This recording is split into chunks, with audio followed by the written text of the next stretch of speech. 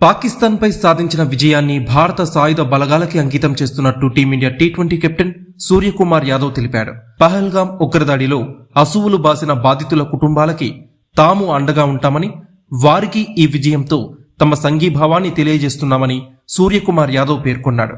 Asia cup 2025లో భాగంగా పాకిస్తాన్తో ఆదివారం జరిగిన మ్యాచ్లో సమష్టిగా రాణించిన టీమిండియా 7 వికెట్ల తేడాతో గెలుపొందింది.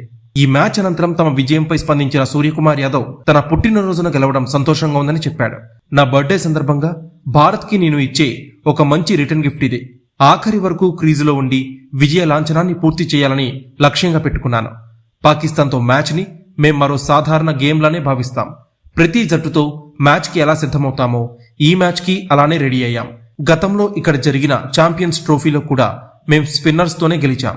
అక్కడి నుంచే స్పిన్నర్స్ ని ఉపయోగించడం మొదలైంది. అంతేకాకుండా స్పిన్నర్స్ కి నేను బిగ్ ఫ్యాన్ ని. వారిని జట్టులోకి తీసుకోవడం నాకు చాలా ఇష్టం. ఎందుకంటే మిడిల్ ఓవర్స్ లో వాళ్ళు మ్యాచ్ పై పట్టు సాధించగలరు. ఇదే సరైన సమయం, సందర్భంగా భావించి మా తరపున ఒకటి చెప్పాలి అనుకుంటున్నాను. పహల్గాం ఉగ్రదాడిలోని బాధితుల కుటుంబాలకి మేం అండగా ఉంటాం. వారికి మా సంఘీభావాన్ని తెలియజేస్తున్నాం. పాక్ పై సాధించిన ఈ విజయాన్ని ఎంతో ధైర్య సాహసాలు చూపించిన భారత సాయుధ బలగాలకి అంకితం చేయాలనుకుంటున్నాం. వారు ఇలానే స్ఫూర్తినిస్తూ ఉంటారని ఆశిస్తున్నాం. వారిని సంతోషపరిచే అవకాశం దొరికినప్పుడల్లా మైదానంలో గెలిచే ప్రయత్నం చేస్తామని సూర్యకుమార్ యాదవ్ చెప్పుకొచ్చాడు.